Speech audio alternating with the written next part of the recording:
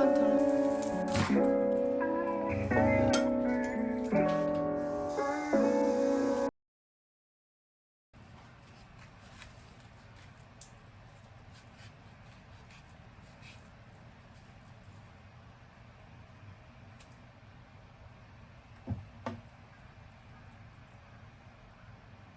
Chết rồi.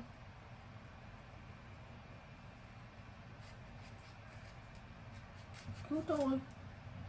Quả này chưa chín lắm.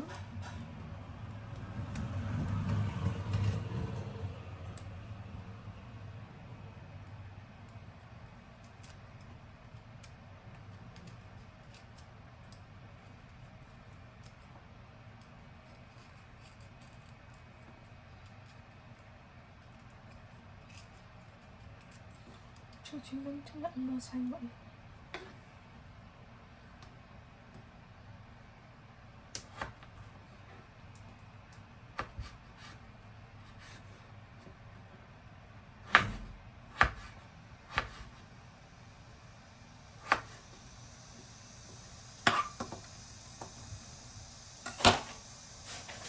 Đây mình chuẩn bị gà với bơ rồi mọi người ạ.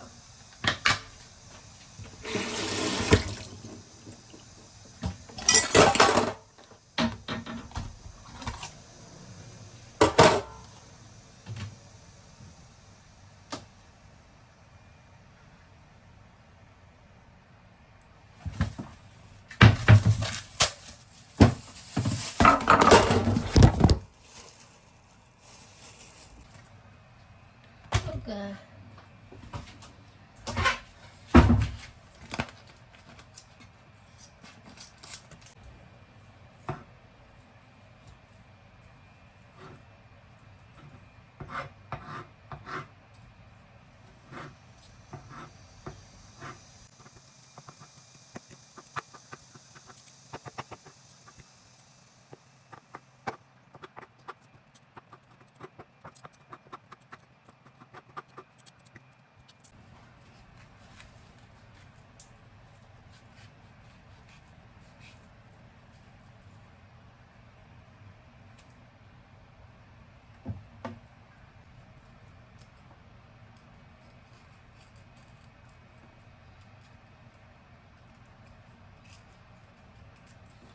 chưa chín lắm, chắc là ăn mơ xanh vậy.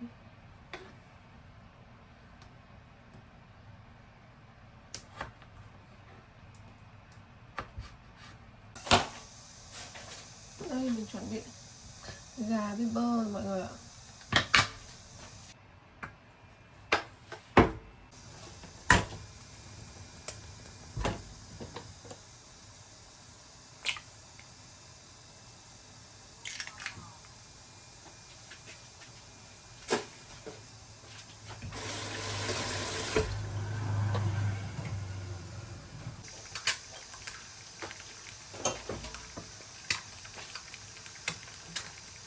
Ức gà,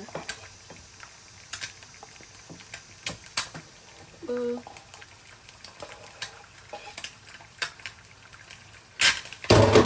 sò.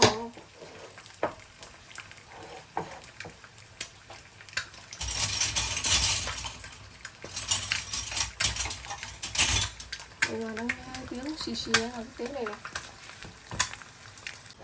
Vừa trang trí trong cái bát này rồi. Mở quay video mình vừa để một miếng trứng lên, xong mình cho một ít rau biển vô, mình cho một ít mayonnaise chiều. Nó thấy là bát này. Rồi mình sẽ nấu một tí canh nhé. Đấy. Mình sẽ nấu là sa cung thang.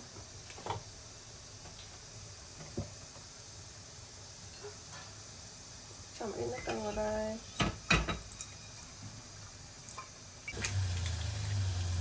Đập ống. Xong mình đánh ra.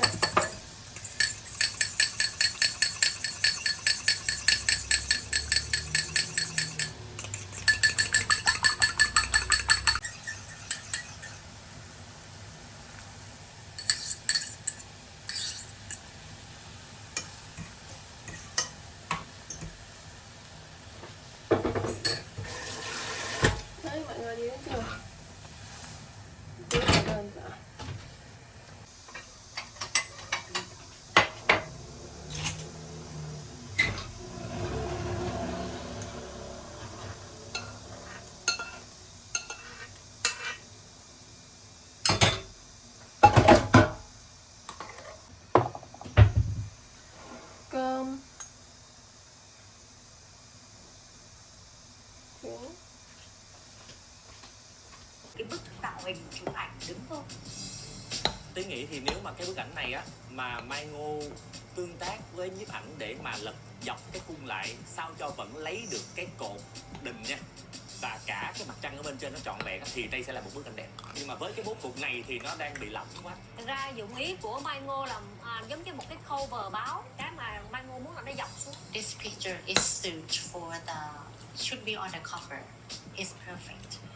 And the mentor lead the golden Hiểu cái nỗi khó khăn của các giám khảo ở đây là phải lựa chọn. Đây là quả bí nha mọi người.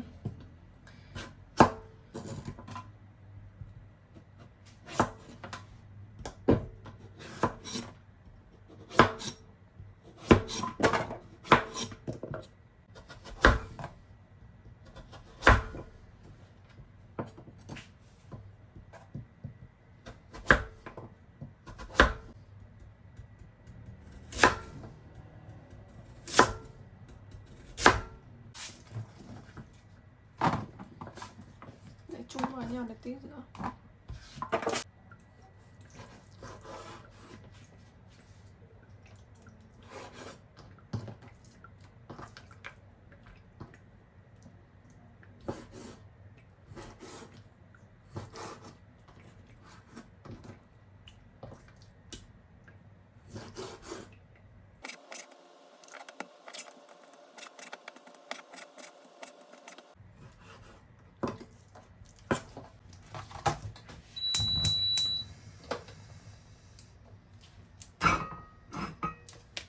Nó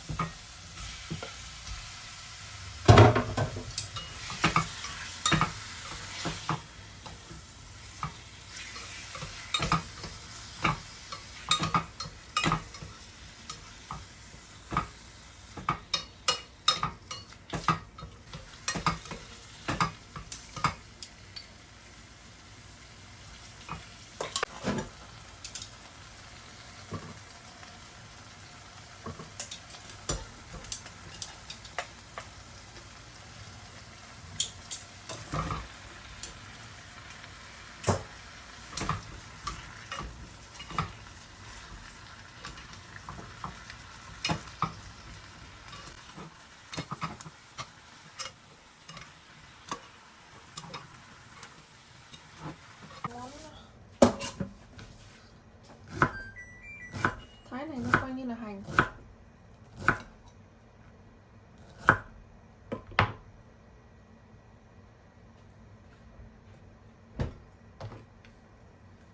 Thái xuống ra là gọi là dấu hành.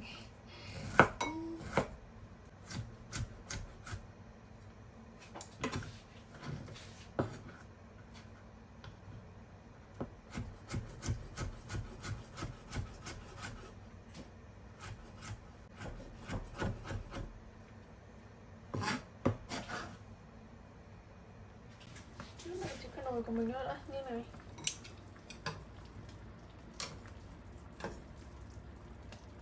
Chắc là sẽ ngon lắm rồi.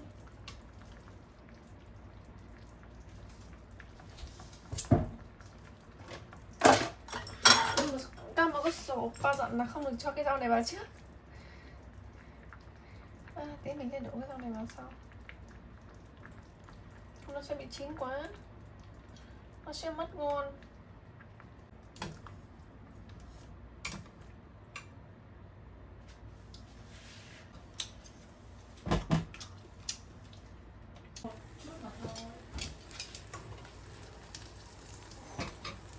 Người yêu ơi, hôm nay em ở nhà làm gì ấy? Làm gì đâu, em liên thiên. Đi đây rồi chưa? Em đi rồi. Em có mua được cái đó á. Mua nào? Em mua cho anh, em mua một cái đôi dép màu Chuẩn đâu anh chưa? không nhìn nè. Anh không nhìn nè.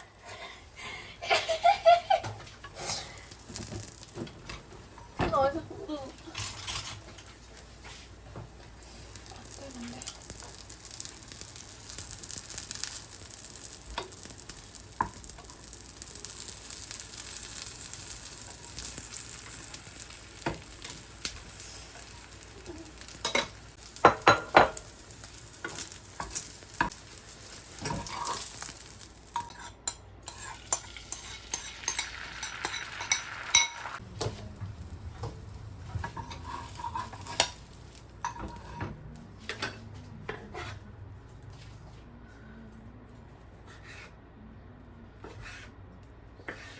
Anh ơi, anh phải cho cái cơm vào trong nồi sóng hộ em được không?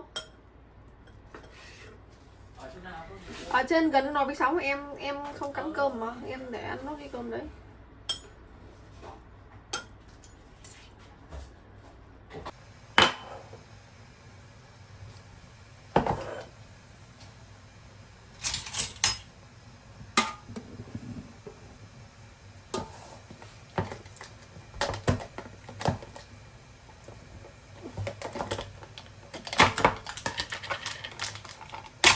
Mày ăn cái loại cái cơm làm mà không ngon.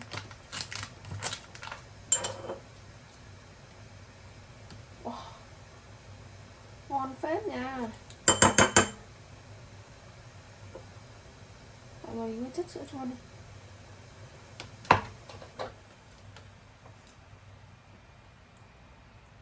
Đơn giản.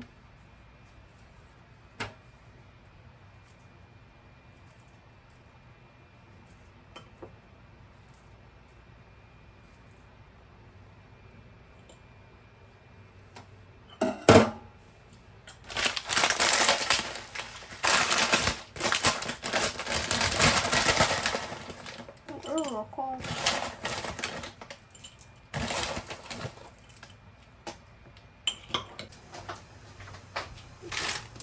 Hôm nay ăn mì tôm này nhé. Nước sôi thôi. Thấy cái nhiều nước ghê.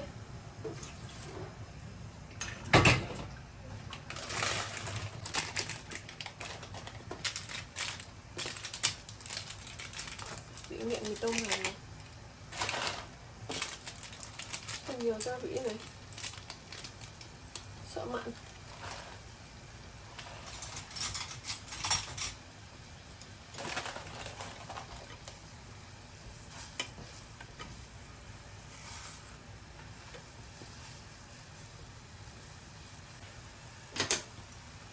Một quả trứng.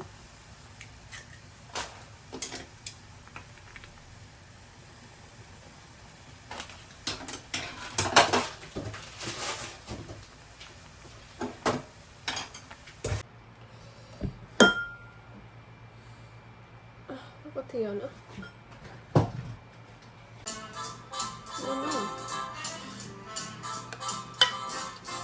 Good morning, folks. In this video, we're going to be together for the entire day. I'm going to show you what I have for breakfast, lunch, and dinner, and they're all going to be Korean. And best of all, they're going to be super quick to make. So, let's get started with breakfast. I'm going to be making a Korean-inspired egg drop soup. My mom used to make this for me for breakfast, and it is so freaking delicious. So for the broth, I'm going to use this huge pot, and I'm going to fill it with water because I'm going to be making enough broth. Fable, this is the Stone Glue collection, and I am just insanely proud of it, and I'm just so, which translates to party noodles. Ingredients. All right, we've got my onion, and then I'm just going to julienne this. Then I'm going to use a bell pepper. Honestly, the ideal vegetable would be carrot, but I actually don't have it. So use for protein, I'm going to go in with a mighty egg. I'm going to crack two of these guys. Give them a nice little whisk. Chuối lúc nào cũng là được luôn nhé. Perfect. So if you're really, yeah, there's a lot of flavor. I hope you guys enjoyed these like quick, really quick, easy. Tiếp theo đến cái đoạn thái hành. Chẳng ăn đáng bao nhiêu nhưng mà vẫn phải mua một đống hành này.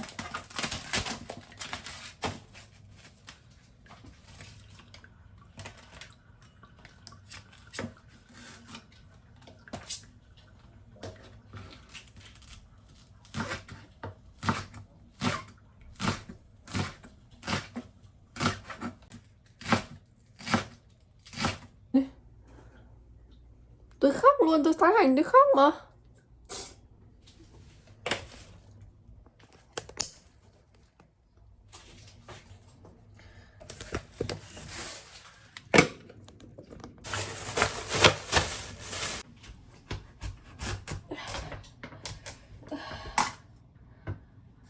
Cô gái được điền, cái gì cũng làm luôn.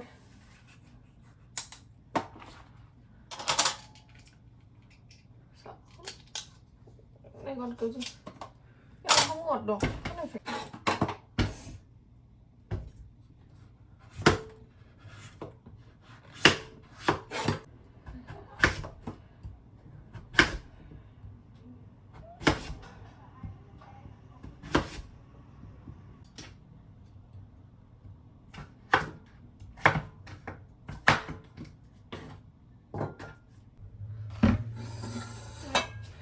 mọi người ăn miếng đi. Cái nồi xương rồi mình linh xong rồi. Cái này là nó gì tướt luôn. Nó tròn luôn cái miếng xương ấy. Đấy, nó dừ tướt luôn như này này. Không có cái bắc nồi nhỉ. Ui, cái này đổ hết ra ngoài, sợ quá.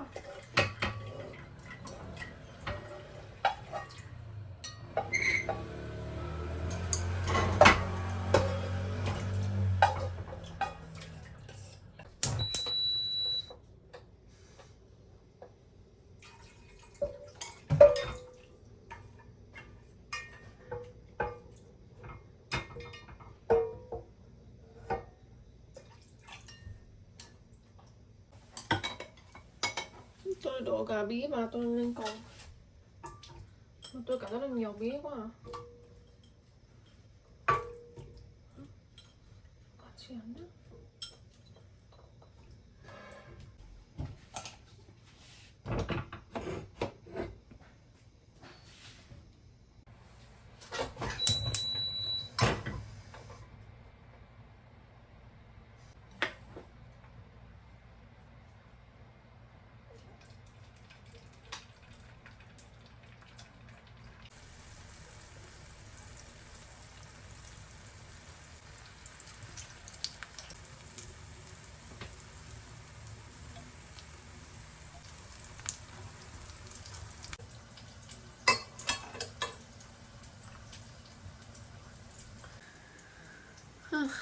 Quay vlog nấu ăn thật lách cách mọi người ạ. Trứng ngon.